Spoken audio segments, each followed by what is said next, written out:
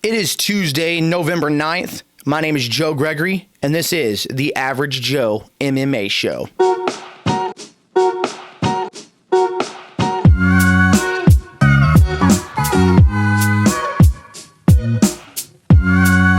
So this weekend we had a lot of high-flying action, and it was so good. So I went over to my brother's for his 40th birthday to watch the fights, and both of my brothers, my dad, and all of his friends, they're really big into boxing, so I kind of had to watch the fights from my phone. Wasn't ideal to watch it on that small of a screen, but I did enjoy it nonetheless. Would have been a little bit better if I would have gotten some of that commentary.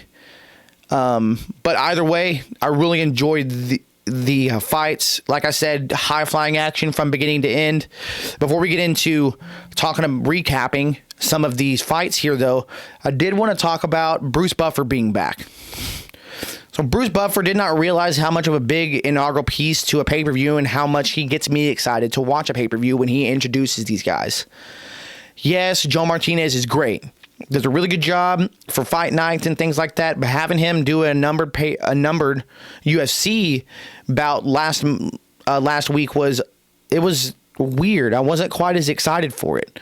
Probably didn't help that one was in the middle of the day as well, but was really glad to have Bruce back. He just has this kind of energy and tenacity that just gets me excited about the fights. He really does get me excited. But they did something here that they hadn't done in the past. I thought this was a really cool idea. I wonder if they were doing it for like metrics reasons. But they started it out with a banger. They started it out, the pay-per-view, with Justin Gaethje and Michael Chandler. Usually, the fights progressively get better as far as matchups go throughout the actual pay-per-view itself. This one here, they said, hey, we know that Justin Gaethje and Michael Chandler are going to put a show on for us that started off high to try to keep people engaged throughout the entire pay-per-view. I think that's kind of what they did rather than try to get, rather than people kind of joining in late, thinking those first couple of fights weren't going to be that good. And in this case, they were great. The whole card was awesome. But we're only going to talk about a handful of fights here. So we're going to talk about the show opener in Justin Gaethje and Michael Chandler. So, just like I expected, very high-flying action. Both guys throwing bangers. They both have really good chins. I did figure that out. I don't like to say it, but it seems that Justin seems to be a little bit more reckless sometimes, and he wasn't. I think it was really, really well pristine in his decision-making. Didn't throw shots that were crazy looping. Didn't throw crazy overhands. He did get Chandler. He did figure out Chandler coming into the middle of the second and the third round. Started hitting him with some crazy uppercuts. Chandler ducks his head. He ducks his head too much when he throws certain punches, and Justin was seeing that and started hitting him with that uppercut. So it worked out well for him. But the big question is what happens next for these guys? Dana wouldn't say it. He always says he doesn't make fights. He doesn't call fights the night of the fight, like make new matchups. But Justin has to fight for the title next. He has to. I mean, who else is going to fight for it? Justin he's number 2. Right behind Dustin Poirier, which is already going to be fighting for the title next month. So he has to get the winner of Charles Oliveira and Dustin Poirier, in my opinion. And the timing really works out that it's only a month, that the fights are only a month apart. So I think that helps in his favor as well. But he's got to be the next guy in line. So that one's a little bit more obvious. It's really what's going to happen with Michael Chandler next. So Michael Chandler currently is 1-2 in the UFC. Losses against Justin Gaethje and the current champion in Charles Oliveira. Does have a win over Dan Hooker, but Dan's a little bit further down in the rankings now. Looking at the rankings, there's a couple of fights that kind of make sense to me in like Islam Makhachev possibly, or Rafael Dos Anjos. It really just depends on what the UFC wants to do with Chandler. Do they want him to continue to lose fights to make the UFC look better and say that, hey, Bellator really is the B leagues? Or do they want to kind of keep him in there for a while because they know that he's an entertaining fighter? I think if they want to do that, they don't put him up against Islam.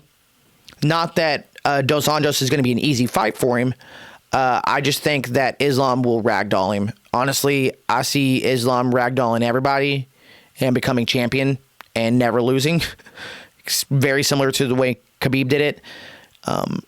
So I don't want that to happen. If that does, I mean, I'm going to watch it. And we're going to see just how good Michael Chandler's wrestling is. But seeing him fight like a Dos Anjos or even Tony Ferguson that's ranked 7 right now, those would be really fun fights. I think both would be really fun. Tony's ground game on his jiu-jitsu. Dos Anjos has a wrestling background, so they should be able to keep it standing. But yeah, I think that would be really fun to watch. But let's go ahead and move on to the co-main event. So we had Rose Namajunas versus Weili Zhang. Rose started off a little slower than I kind of anticipated. She seemed tentative. I don't know if she was just sluggish. I mean, she mentioned that she was kind of stiff and up and down with her kind of emotions in the post-fight press conference. So, I mean, obviously it seemed like that kind of played a little bit into it. And once she started to loosen up is when she started to find that range, find those connections. Weili did surprise me in using some of those takedowns. I expected Rose to be able to do better on the ground since she does have a really good jiu-jitsu background. But Zhang, when she was on top, was just throwing haymakers, keeping busy with the punches. Didn't really give Rose too much of a chance to move around too much, try to get rubber guard or whatever. Even when Rose was on top, would switch position and get on top. Weili did a really good job about not letting her get in side control. She may get 3/4, but never got her into full side control. Really kept her in guard or 3/4 guard. So again, same questions here. What's next? For Rose, it seems obvious that it's going to be Carla Esparza. She currently, I think she's on like a 4 or 5 fight win streak. So she definitely deserves to have the next shot. Problem is, she's been waiting around. Dana doesn't like that. Dana said in the post-fight press conference, you do not sit around and wait for fights. So knowing Dana, there's a possibility that he doesn't give her a title shot. He gives it to somebody else just out of spite. Says, hey, you want to wait? Well, I'm going to make you wait even longer. So hopefully he doesn't do that and Carla gets the shot that she deserves. I know I heard Rose even say that she thought that Carla deserved it. But for Weili Zhang, what happens next? This is one of the problems that I have in the UFC is when they give back-to-back title fights. Because Zhang didn't defend her title at all. She got beat by Rose once, and then she got beat by her a second time right after that. So guess what? She goes out there and wins her next fight. Does she deserve another title shot? I don't think so, because unless it's somebody different than Rose, she's going to have to go in and win 4 or 5 different fights now in order to deserve another title shot against Rose if Rose continues to win, assuming that she does. Because honestly, I don't think I've ever seen a trilogy where the guy loses twice. No, I don't think I have. Usually it's 1-1, and then they'll do the third fight for like a tiebreaker per se, but never when they've lost twice, because you don't want to see three losses. So that's where it's kind of at a disadvantage for Weili. It makes sense for somebody like Joanna that went on like a 6 or 7 fight title defense. That makes more sense. She gets beat, she gets an immediate rematch. It makes a lot more sense because of how credible she is and how many fights that she's won. She's deserved it. Weili, I don't think that she deserved it, and I think because of that, it was bad for her. I don't know who she's going to fight next. Honestly, at this point, I don't care. She's really good, and I like watching her fight. So anybody that they put her against is going to be fun. So it doesn't matter to me. I'm going to watch it regardless. But let's go ahead and move on to the main event here. This one, honestly, was a really frustrating fight. I watched this fight, and I was pissed. Pretty much for the first 2.5 rounds. Which is half the fight in this case. And it's really because Colby took forever to put on the pressure. He is known as a guy that has high output. Throws a lot of punches, mixes in takedowns, and keeps the pressure on from the first time that bell rings in the first round till the end of the 5th round when the fight's over. He puts on the pressure, and he didn't do that here. It made me wonder if he was a little more timid because of he felt the power previously, and he knew that, hey, if I get hit with some of those power shots, it slows me down. I can't be as aggressive, and I could get put out. He also saw Masvidal get starched. So I wonder if that kind of played into him not starting off quite as strong. After surviving the second round, coming into the third, it was a lot better. The end of the third round ended well. The 4th round was great. 5th round was good. Started having that pressure, kind of put the pressure on. But I will say that as many shots as Colby threw and landed, it didn't matter. I mean, when it comes to scoring, it starts off with damage, and Usman had way more damage. Colby would throw 3 or 4 shots and then get hit once, and that one hit would like counterbalance all the shots that Colby just landed. Usman's power is just too much for Colby. I'm just going to be honest. Now, Colby is, just like Dana said, he's the best welterweight out there minus Kamaru Usman. Kamaru Usman never went into MMA. Colby would be the champion, and he would be out there starching guys. But you've got Kamaru Usman in there. So we'll talk about what happens next with these guys. Now, I know Colby said in the post-fight press conference that he wants what he calls Street Judas Masvidal, and I think that'd be a great fight. The one thing that kind of sucks right now is that Leon Edwards is currently scheduled to fight Masvidal. So, unless Leon gets hurt, that's not going to happen right away. Now, Colby says that he may have broken his foot, so let's say he does break his foot. Regardless if Masvidal wins or loses against Leon Edwards, that fight is still going to be available. I know somebody asked him about doing the Ultimate Fighter, and honestly, I think that's a great idea. Regardless if Masvidal wins or loses, set Colby and Masvidal up as coaches for the next Ultimate Fighter.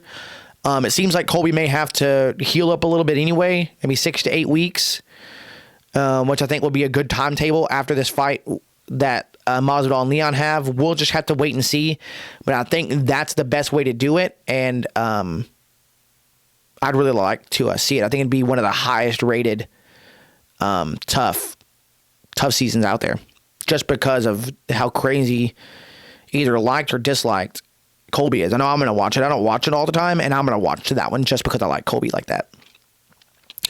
For Kamaru, though, I think he gets the winner of that Leon Masvidal fight. I'm not sure that he gets Masvidal per se, since he's already beat him twice. Again, back to why I don't think guys need to do back-to-back fights or fights so close to each other. But Leon Edwards, if he wins, he's definitely going to get a title shot. He definitely deserves it. Now, if he loses, does that mean that Vicente Luque gets it? I mean, it's a possibility. He did go in as an alternate. Not that he was going to be able to fight because he missed weight, which he may have missed weight because he didn't try very hard because he knew that the other guys had made weight. I'm not really sure on that. I know Dana said that he liked that story better than him just coming in and not making weight in general. Either way, as much as I don't like Usman, I think he's going to destroy both those guys, and I'm going to watch it. I'm going to watch that murder. Watch it live on TV, live on pay-per-view. But yeah, man, a nice, fun weekend of fights. So let's go ahead and get into some MMA news stories here. So round one. So recently, Jon Jones got in trouble for beating his wife. And in doing so, Jackson Wink said, hey, dude, we're going to have to suspend you from the camp. We need you to go get some help. And I'm not sure how Jon Jones took that. I can only go based off what he says online. I don't know if he said, hey, I'm not going to train with you guys. Like you're going to kick me out. You're not going to kick me out. I'm going to quit. Screw you guys. Not sure if he did that or if he really does think what he said online, if he really believes it. So on Twitter, basically somebody asked him about it, and he basically responded and said, "Nah, man, I'm done with those guys. The camp hasn't really evolved too much over the last few years, so I'm not getting as much out of it as I did before. A lot of great fighters there. I'm not saying that I carried that team by any means, but it hasn't evolved, and I need my game to evolve, especially if I'm going to go up to a heavyweight." So what do you think about this? Personally, I think kudos to Greg Jackson and Mike Winklejohn for saying, "Hey, dude, you need to go get some help. We don't want you back in here. You're toxic. We got a lot of young guys in here, kids. We don't need you in here with that toxicity. We need to keep the spirits high, and you're a bad influence, to be honest." I think that was the right thing to do. As far as Jon going somewhere else, I mean, if he can't train there, he's got to train somewhere. Right now, he's saying he's going to train in his garage. He said he can't train in his garage forever, so right now he doesn't even have a team. He just knows he's not going to go back there. Is he trying to find a team? Definitely is. What team would be best for him? Honestly, I don't know. As good as fight camps that are out there in, say, ATT or AKA or over there at high altitude with Trevor Whitman, which shout out to Trevor Whitman for going 3-0 this weekend. I didn't mention that earlier, but shout out to that dude. I don't know that these smaller camps, especially like Trevor Whitman's camp, should take him. I don't think it's a bad idea for him to go to like ATT where it's huge. They have multiple locations in Florida and in Oregon. That may not be a bad idea because it's big enough that his toxicity may not get to everybody. But if you're one of 10 guys, I don't think that's a good idea. I really don't. So I hope the best for him because I want to see him get in fight shape so we can see him fight at heavyweight already. I'm tired of waiting on it. I know he said he's not going to be doing it until 2022. So Dana's not even thinking about him right now. But let's go ahead and move on to round number 2. So Dana White declares Kamaru Usman is the greatest fighter. Now, he may have said welterweight fighter, but I'm asking, do you think he's the greatest fighter ever of all time? And initially, I said no. But in doing research for this segment, I can see why people would say yes. I could see why people have an argument for him. So if we take a look, I always say there's 3 guys that I consider to be the greatest. It's a debate to who you think is the greatest, but these are the 3 guys are always typically in the talks. There's Anderson Silva, Jon Jones, and GSP. And if we take a look at their stints in the UFC, Anderson Silva was 16-0 before he ever lost a UFC fight. And even in the fight that he lost, he got clipped, and then he broke his leg. And it kind of went downhill from there. But he started off his career in the UFC at 16-0. Then you had the other guy that's always talked about, like I mentioned, is GSP. He went 5-0 before getting beat by Michael Cera. But then he went on and went 13-0 after that. So he loses a fight to Michael Cera, ends up avenging that loss and going on a 13-fight win streak before he retires. Or I don't even know if he's retired, but that includes the fight against Michael Bisping. So he's currently on a 13-fight win streak. Then you got Jon Jones. Jon Jones went 16-0 as well. Minus one crazy disqualification, which I don't count as a disqualification. That's a win. He was beating the shit out of Matt Hamill. And then he had some mess ups with drugs and USADA. But he's currently on a 5-fight win streak. And if he goes up to heavyweight like he's supposed to, he could win a few more and just extend that streak out. Technically, he hasn't lost yet, except for that one loss against Matt Hamill. The other ones are disqualifications, which don't count as losses. They're no contests, I should say, not DQs. But if you look at Usman is now 15-0 with that fight against Colby. And that doesn't even include the 2 fights that he had on the Ultimate Fighter. I know they don't count those as real fights; those are exhibitions. But he's fighting champions, I shouldn't say champions. He's fighting professionals because it's pre-taped that they can't call it a professional fight. But technically, that's 17-0, which is better than Silva, better than GSP, better than Jon Jones. So initially, I said, you know what? No, he's not. But is he? I mean, I know one day after he retires or even later in his career, I'm going to look at it and I'm going to look back and go, yeah, man, he's one of the greats. He's definitely going to be a legend one day. I just don't know that I'm ready to call him a great just yet.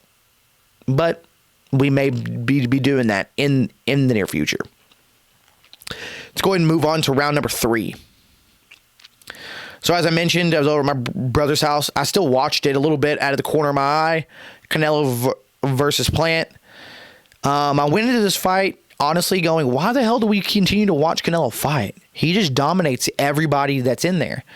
He fills them out for about 5 or 6 rounds, and then he puts on the pressure for rounds 6, 7, and 8, and just dominates these guys. So what's the point in even watching him? He's going to do the same thing every time. It's like rinse and repeat. Nobody's can live up to his level. Caleb Plant surprised me. He used the shoulder roll a lot, kind of turned his chin, rolled his shoulder. That left his right hand a little bit of a reach because he kind of fought sideways a little bit. So it left his right hand a little further back, so it was a little bit more telegraphed whenever he would throw it. He got in a few shots, but ultimately he got figured out. It took a little bit longer for him to get figured out, but he did, and he got stopped in the 11th round. Crazy thing is that I even saw videos of Dana White watching it. I know he mentioned watching it during the fight, which was during the Rose fight, which tells me he wasn't as excited about that fight as he says he was. But I understand. I get it. It was exciting. It was definitely fun to watch. So speaking of, let's go ahead and move into the KOs of the week. And in this one, we're going to start it off with the Canelo Plant knockout. So one of the things that I actually really like here is that the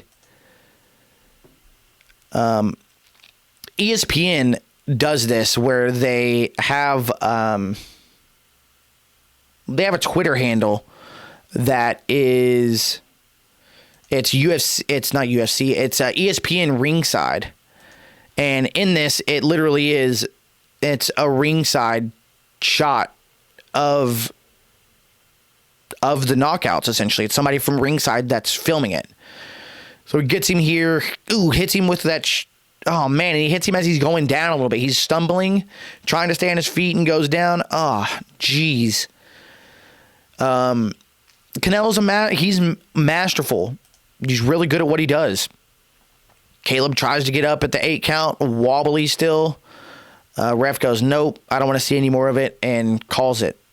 I think it was a good idea to call it at that time because he really was hurt.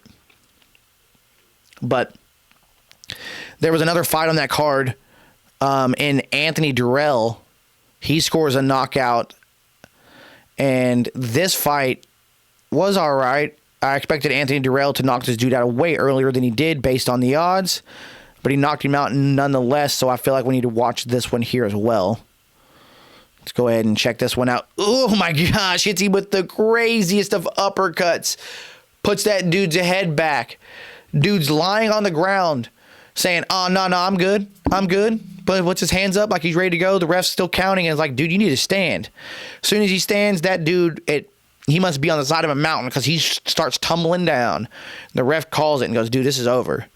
It was a crazy knockout that I enjoyed in an insanely amount.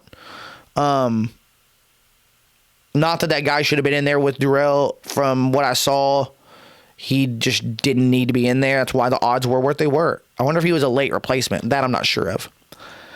But we'll watch one more here. And we'll watch this KO of Alex Pereira. I'm not familiar with him. but apparently he used to kickbox. And since him and Izzy have kickboxing backgrounds, people are saying that that's the fight to make at some point. So we'll go ahead and watch this flying knee from Alex Pereira here.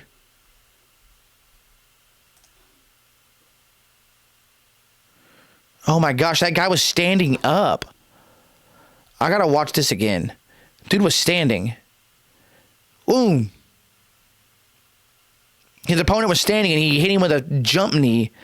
It's like he stood there and instead of uppercutting with his hand, he uppercutted with his leg.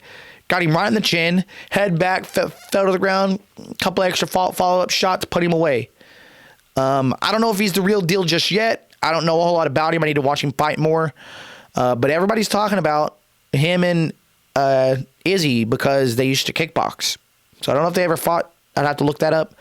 But if it happens in the future, I'm going to watch it. Honestly, because I like Izzy fighting. So watching this guy fight him as well, I honestly would have no problem with that. I'd probably enjoy it a lot. But let's go ahead and move on to preview next week's fight. So this weekend we've got UFC Fight Night 197, Holloway versus Rodriguez. In this, there are a couple of fights here that I want to mention. So Kevin Holland's going to be back. He's fighting a guy named Kyle Dukakis. Don't know a whole lot about Kyle, but Kevin Holland's always really fun to watch. Going to be fun to listen to him talk shit while he's in there. I just hope he doesn't get wrestled. I don't really like that. But you've also got Felicia Spencer. She's going to be fighting Leah Letson. And Ben Rothwell is going to be fighting Marco Rodrigo de Lima. And those are all going to be great fights. They're going to be fun. I know Felicia wants to get back into the title picture. And Ben Rothwell just keeps doing his thing. He seems like the stiffest guy in the world, but he's got hands and he knocks dudes out. I don't understand it because that's the way it is in the heavyweights. But the fight that we're all looking forward to, the reason why we're going to tune in is to watch Max Holloway versus Yair Rodriguez. And this is really intriguing to me because honestly, for Yair, I think the UFC did him wrong, in my opinion, in putting him against some guys a little too quick. Like he put him against Frankie Edgar when he wasn't quite ready yet. They should have held on to him kind of like they're holding on to somebody like Sean O'Malley, kind of just let him get some more experience in the UFC before they put him up against a guy like Frankie Edgar. I think that was a bit too early. But I mean, outside of that, he's won all of his other UFC fights. So I don't know if that's just me saying it was too early or not. But it's really intriguing because he's really fun to watch. Do I think that he's going to be able to beat Max Holloway? To be honest with you, I don't. I think Max's boxing is just too good. His head movement and his boxing are just too good for Yair. But Yair's always fun. He throws a lot of spinning options with elbows, punches, does a lot of knees, wheel kicks, things like that. So he's always really fun to watch. And even though he does all those kind of spinning attacks, I think Max is going to be able to figure him out. I think after that first round, 2 rounds maybe, he'll figure him out and he'll figure out that timing and he'll just pick him apart. There's been a lot of guys that go in there against Max that I think is going to be a really good matchup for him, and he makes them look stupid. I think he's going to make Yair look dumb. I don't know about that, but I don't think Yair is going to win. It's going to be a really fun fight, and it is going to be set up to where Yair could throw something crazy and put Holloway on his back. That doesn't happen very often. It's rare that Max gets hit clean. Most of the time he doesn't. Most of the time it's like a glancing shot. So I do think that Max gets it done. It just depends on if Yair can last the full 5 rounds or not. Either way, it's going to be exciting to watch. I'm sure. Neither of these guys ever disappoint. They always bring heat. Like I said, I just think Max's boxing is going to be too much for Yair. But I think Yair does have the experience, regardless of that loss. He learned from it, and he's been trudging forward. So, got to watch it from beginning to end because you never know. I have seen Yair knock out a dude right before the bell in Korean Zombie. So it's not out of the realm of possibilities for it to happen again. Don't think it will, but it's not out of the realm. So I appreciate you guys tuning in like you do each and every week. You're going to catch me every Wednesday. If you're watching it on YouTube, thanks for watching. Make sure to comment, like, and subscribe. Hit that notification bell. If you're listening to it on Apple Podcast or Google, wherever you get your podcast. Remember, we do have a YouTube channel. You can check this out as well. But I appreciate you guys each and every week. Thanks for tuning in. This has been another episode of the Average Joe MMA Show.